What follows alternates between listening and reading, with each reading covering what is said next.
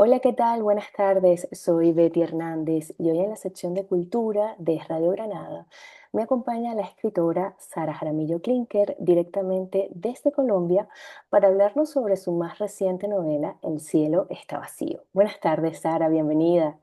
Ay, Betty, no, el gusto es mío. Muchas gracias por esta invitación y por propiciar esta charla. A ti porque sabemos que estás en plena promoción de la novela y además con el cambio de horario es un poco complicado, pero bueno, lo logramos, que es lo más Lo- importante. Sí, Sara, sí, lo logramos. antes de entrar en lo que es El cielo está vacío, me gustaría resaltar tres cosas tuyas, yo que te sigo desde hace algún tiempo, como para poner un poco en contexto a quienes no te conocen, y sobre todo porque siento que son tres elementos que para mí definen no solo tu personalidad, sino también tu estilo de escritura. La primera de ellas es que tú no crees en la suerte, tú crees en el trabajo duro, constante y sobre todo que hay que ponerle fechas a los sueños, porque si no, a las metas, porque si no se terminan como convirtiendo en esos anhelos eternos, ¿no? Que revolotean como una nube sobre tu cabeza y pues nunca lo materializas y creo que sin planificarlo, tú así comenzaste tu carrera literaria, porque tú dijiste que cuando cumplieras 40 años querías tener eh, tu libro, un libro, una novela, sin ninguna aspiración. Entonces le pusiste pausa a tu vida en Colombia, agarraste tu maleta, te viniste a España durante un año y estudiaste escritura, sobreviviste al frío de Madrid y escribiste no solo una, sino dos novelas. Pero la primera de ellas, que fue Cómo maté a mi padre, fue la que te dio ese despertar o esa bienvenida en el mundo literario. El segundo elemento es la naturaleza, algo que está en todo lo que escribes o en casi todo lo que escribes, porque bueno, tú la primera etapa de tu vida pues la desarrollaste prácticamente en medio de la naturaleza colombiana. Tú para ti era como las tormentas, convivir con animales, comer directamente frutas desde los árboles. Y la tercera, que es lo que me parece más valioso, Sara, es cómo utilizaste los libros a tu favor, porque de pequeña tú dices que te refugiabas en los libros. Uno, para construir ese mundo paralelo, porque estabas como en desventajas. Tú tenías cuatro hermanos varones y tú eres la única hembra, entonces eso ya cuando comenzaron a crecer fue difícil. Y después, para espantar un poco esos fantasmas que tú pensabas que habitaban tu casa, pero también luego que a ti te da terror que se apareciera el fantasma de tu padre, que lamentablemente pues, fue asesinado en esa Colombia violenta del año 90, de los años 90, víctima del sicariato. Así que esos tres elementos creo que definen mucho tu esencia como escritora y es algo que también se puede ver en El cielo está vacío, donde es la historia de una mujer, de una loba que deambula por Londres con un pez en la boca, la cabeza de un inglés en una mochila y hay pocos nombres y muchos temas Ujú. en esta novela. ¿Qué tanto tiene El cielo está vacío de Sara Jaramillo? ¿Es autoficción? Betty tiene muchísimo. En efecto, es autoficción. Digamos que yo, como la novela autobiográfica, yo ya la había chuleado cuando escribí Cómo maté a mi padre.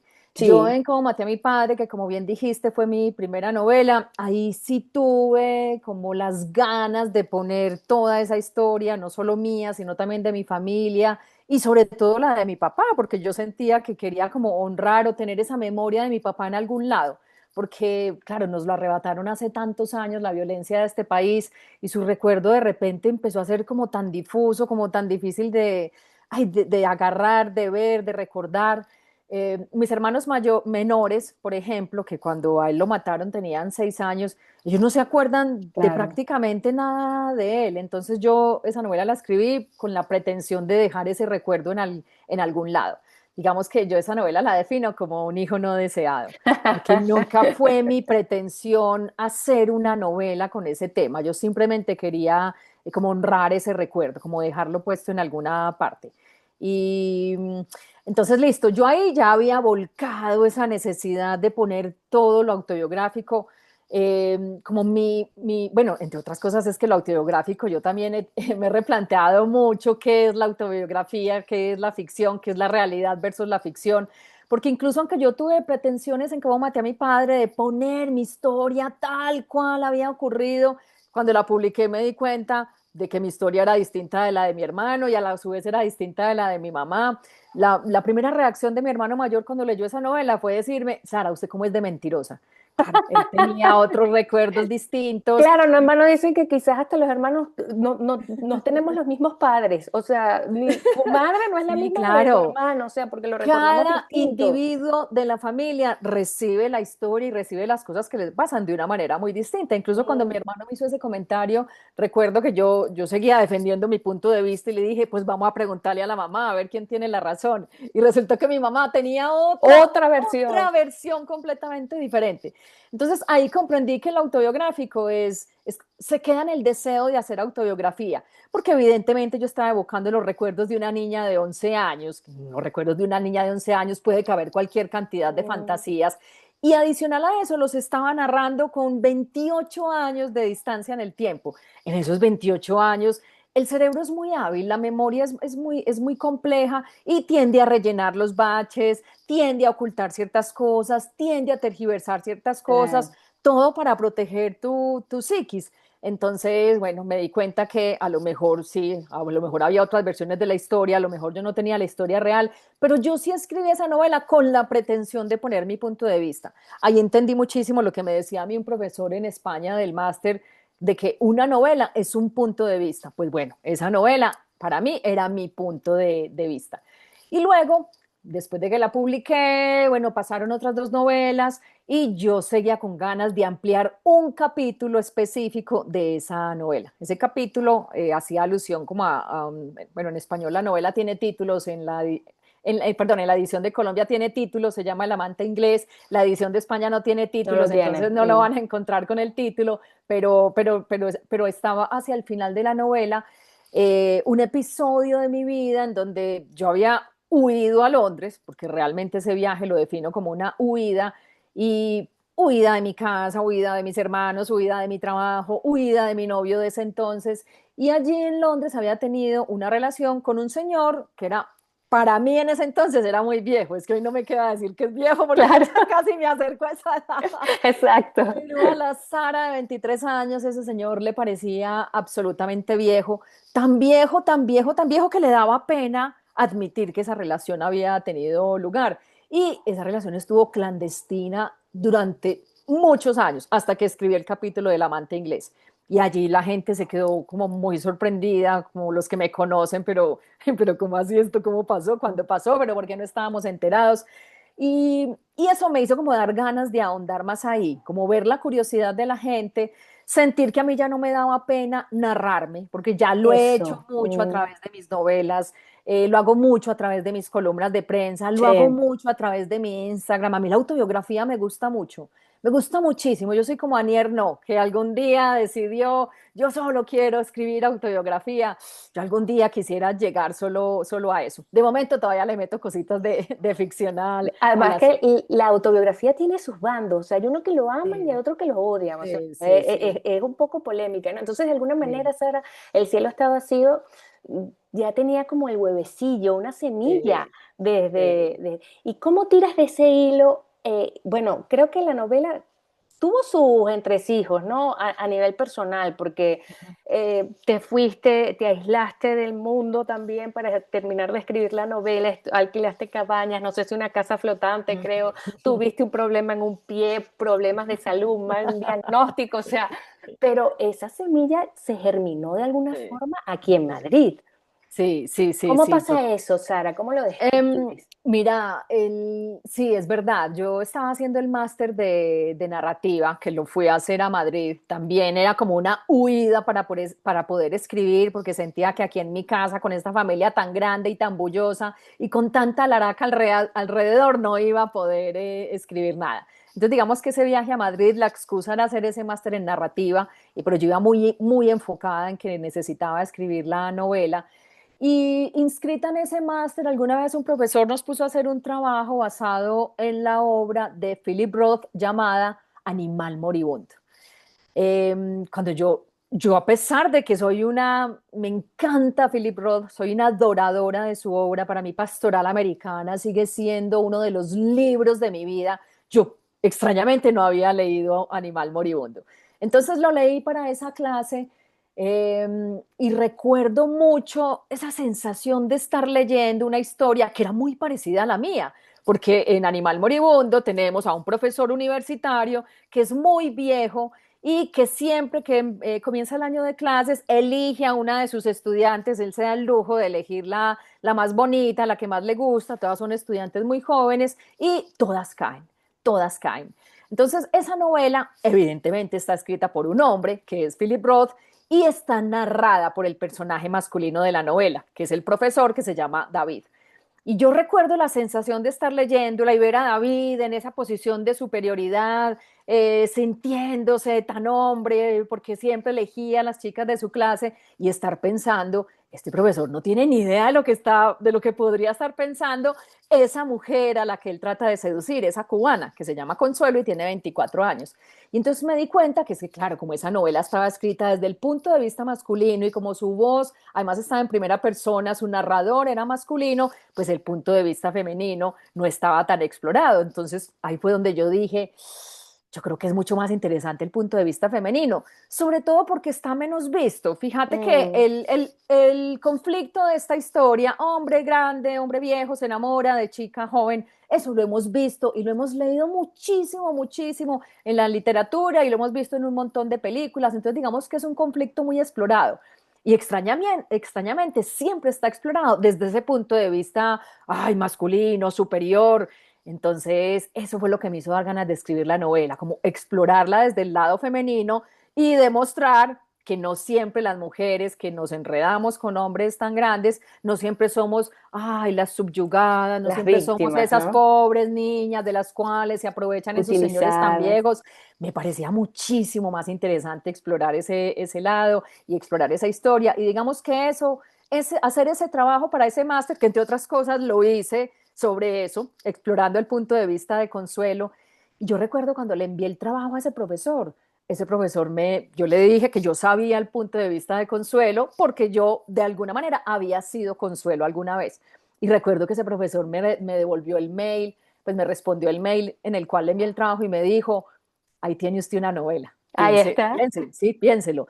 Y de verdad me quedé pensando que tenía toda la razón, que esa novela, que ya había sido un germen de cómo maté a mi padre, valía Te dio para muchísimo esto. la pena explorarlo desde ese otro punto de vista. Además, bueno, muy bien trabajada los temas, como decía al principio, tiene pocos nombres, pero muchos temas. Hablas ahí, pues, de la migración, de la orfandad, porque también esa ausencia de padre, pues, se nota en algún momento, esa búsqueda, ese descubrimiento, Sara, del deseo femenino, de la sexualidad, ¿no? Y antes decías que a ti ya no te da vergüenza hablar escribir sobre tu vida. Pero ciertamente a mí me llama mucho la atención el caso de las escritoras y de nosotras, de las mujeres, que a veces nos da vergüenza ciertos temas al momento de escribir o de exponernos, como es el sexo. Uh -huh, Eh, y en esta novela, Sara, pues tú abordas unas escenas y uh unos -huh, temas ahí, pues ese descubrimiento, ese erotismo, uh -huh. esa utilización. ¿A ti eso ya la vergüenza ya es algo que tampoco está en tu vida? ¿Cómo llegas ahí? ¿Siempre has sido así, arrojada para eso? ¿O ya tú piensas que ha sido también fruto, bueno, de madurar, de ir creciendo, de ya ir perdiéndole el miedo a todo? Ujú. Mira, Betty, yo tengo que confesar que al principio, cuando decidí que quería escribir esta novela, yo, ese fue uno de los, ese era como el asunto más espinoso. Yo decía, ay, es que aquí me va a tocar como asomarme a unas partes súper íntimas, posiblemente me va a tocar crear escenas eróticas y ese era un campo completamente novedoso para mí, inédito, me sentía como muy insegura, muy intranquila. En un momento dado, yo incluso hasta me planteé si iba a poder escribir esa novela omitiendo esas escenas eróticas, omitiendo esa parte. Ese era como mi plan inicial. Empezando porque a mí no me gustan las novelas en donde está lo erótico, pero como show, como morbo, Mm, porque el autor sabe que eso atrae lectores. A mí no me gusta cuando está así como show. Entonces yo dije, a lo mejor yo puedo escribirla sin esto. Pero yo rápidamente me di cuenta, Betty, de que era imposible, de que es una novela, que uno de sus grandes temas es el despertar sexual de la protagonista y por lo tanto no podía prescindir de ellas. Entonces digamos que lo hablé mucho con la editora, mucho conversamos sobre como esa delgada línea que separa esas claro. escenas de la Mm. cursilería y sobre, ay, como esos límites que no se pueden cruzar. fueron escenas, yo diría que muy cuidadas. Yo, bueno, tengo la suerte de que a falta de una tengo varias editoras que están como conmigo acompañándome. Entonces fueron escenas que cuidamos mucho. Sobre todo la primera, como que la releíamos, la trabajábamos hasta que encontramos el tono, hasta que encontramos el punto medio, donde no está tan pornográfica, pero tampoco está tan blandita, sino Ah, como en la ok. justa medida. Y luego de que encontramos ese tono con la primera, yo me sentí muy cómoda, o sea, me gustó cómo estaba expresada, creo que era necesaria en ese capítulo, era necesaria en esa parte de la historia y digamos que ya me sentía, claro, me sentía tan cómoda porque había sido tan cuidada que digamos que las siguientes, bueno, que tampoco fueron tantas, No, no, no fueron tantas, así que no se asusten. las siguientes las trabajé con mucha más calma, las trabajé con mucha calma, con mucha tranquilidad, como muy segura de lo que estaba haciendo. Y, sabes, yo al final quedé muy contenta, al final me gustaron mucho y confirmo cada vez más de que eran absolutamente imprescindibles en la novela. Ahí no está puesto nada de más por morbo, ni por show, ni por nada. O sea, lo que aparece allí es porque lo necesitaba esa escena concreta. Claro, además que quizás no sé si sea tu caso, pero a mí me llama mucho la atención, Sara, que en este tipo de novelas, cuando se cree que todo además le ha pasado a la escritora, asumimos cosas, ¿no? Y es algo que de repente el que escribe novela negra y escribe asesinatos y todo, no le dice, oye, ¿tú has matado a alguien alguna vez? Pero basta que abrimos ese melón, como dicen aquí en España, y ya todo el mundo piensa o comienza a hacerte esas preguntas, ¿no? Pero bueno, muy bien logrado todo, Sara, y además quería hablar contigo de algo que una vez te escuché, creo que fue en una conferencia que diste, es que estuve viendo mucho material tuyo, pero tú dices algo así que con la mano también se piensa. Sí, O sea, además sí, de con la cabeza, y a veces que creemos que pensamos sí, con el corazón, ¿por qué tú dices que sí. se piensa con la mano? Mira, porque yo pienso que el mundo de las ideas es un mundo muy etéreo, es un mundo muy efímero. Las ideas, yo las defino hay veces como pompas de jabón, como que pareciera que hay una idea muy brillante, muy iridiscente, y de repente se explota y te cuesta volver a ella, te cuesta explotarla, te cuesta conectarla con otras ideas. Pero si uno esa idea, en el momento en que se le ocurre, la pone por escrito, la tiene en algún lugar, entonces toma distancia de ella, la puede ver con distancia y por lo tanto la puede comprender mejor, la puede mejorar, la puede conectar con otros puntos. Entonces yo encuentro en la escritura como una forma de sistematizar el pensamiento a través de y claro, como escribimos con la mano, pues en el sentido, pues hoy en día todos escribimos en el computador, pero en el sentido metafórico la escritura está asociada con la mano. Entonces me parecía como una visión muy interesante de lo que son las ideas, que ni siquiera es mía esa expresión, eso se lo oía también mucho a un profesor, los escritores piensan con la mano. Y digamos que era como de esas cosas que dicen en clase y se quedan en el mundo de las ideas, hasta que algún día lo escribí en una columna y me quedé pensando muchísimo en eso, lo fui como reelaborando, le fui buscando las causas, le fui buscando los porqués y encontré con que era una idea, aunque era una idea muy interesante, esto de sistematizar el pensamiento. Y luego lo hablo con otros colegas que no necesariamente son escritores, también hay artistas, o sea, gente que trabaja con el arte, que trabaja con el cuerpo, físicamente con una parte de su cuerpo. El artista piensa con los ojos porque todo lo que ve lo está analizando y le está conectando con las cosas que tiene. El escultor también trabajará con sus dedos. Pero lo que es importante es eso, es usar el cuerpo para expresar ese mundo de las ideas, para sacarlo y ponerlo en un punto donde lo pueda ver. Como el ejemplo más claro de lo que estoy diciendo, Betty, es, por ejemplo, mi columna de prensa. Yo tengo una columna de prensa dominical. Eso quiere decir, es tremendo ejercicio producir una columna que sea publicable y que sea interesante cada 8 días. Y yo mantengo una libretica donde el título se llama de la libreta, Ideas de columnas. Y entonces yo ahí tengo un montón de cosas que voy viendo, pero son ideas muy vagas que yo pienso que si les echara una reflexión, podrían de ahí Sale salir algo. columnas. Y entonces a mí me sorprende, a mí no, yo llevo 4 años con esa columna y a mí no deja de sorprenderme cada semana cuando me siento a escribirla, cómo esa idea que estaba tan vaga en esa libreta termina conformada en una reflexión muchísimo más compleja. Yo soy la primera sorprendida cada vez que termino la columna. Hay veces leo ahí ideas que evidentemente son mías porque yo las escribí, pero que me hacen cuestionar dónde estaba esto, o sea, dónde estaba esto metido. Si yo no tuviera la responsabilidad de escribir esta columna cada 8 días, esta idea nunca habría visto la luz, nunca hubiera salido de mí. Y por eso es que cada vez soy más fan y recomiendo mucho más pensar con la mano, porque es una manera de sacar esas ideas, de explorarlas, de enaltecerlas, de magnificarlas y de hacerlas muchísimo más complejas y muchísimo más interesantes. Sara, se me acaba el tiempo. ¿Ese podría ser entonces una recomendación para alguien que quiere iniciarse en el mundo de la escritura? Yo no creo que es solamente para alguien que quiera iniciarse en el mundo de la escritura, yo creo que para todo el mundo, porque es que uno no escribe solamente para publicar, uno en realidad debería escribir para uno mismo, para entenderse. Yo soy de recomendar muchísimo a la gente, por ejemplo, llevar un diario o mantener una libreta con cosas o apuntar los sueños cuando se levanta, cosa que yo hago, o hacer escritura automática, que es esto que recomienda Julia Cameron en El Camino del Artista. Recién uno se despierta por la mañana, antes de todo, antes de coger el celular, antes de pararse al baño, antes de saludar al que esté al otro lado de la cama, coger un cuaderno y escribir 3 páginas. Es que es una manera de explorar el subconsciente, de encontrar ideas que a lo mejor andan perdidas en ese mar profundo de la inconsciencia. Entonces yo lo recomiendo a todo el mundo, sea o no sea escritor. Digo, a todo el mundo que esté interesado en En escribir. explorarse, en buscarse cosas adentro, en complejizar su pensamiento. Yo creo que es una práctica que a cualquier persona le traería un montón de beneficios, no, no necesariamente escritores, y es más de lo que sale de ahí, no necesariamente es para publicar. Eso yo creo que es una recomendación para todo el mundo en general. Sara, se me termina el tiempo. Muchísimas gracias por conectarte hoy con nosotros. Betty, muchísimas gracias a ti por este espacio, un gusto haber charlado contigo y bueno, hasta una próxima oportunidad que espero que la haya. Claro que sí, Sara Jaramillo Klinker estuvo hoy con nosotros a propósito de su novela El cielo está vacío.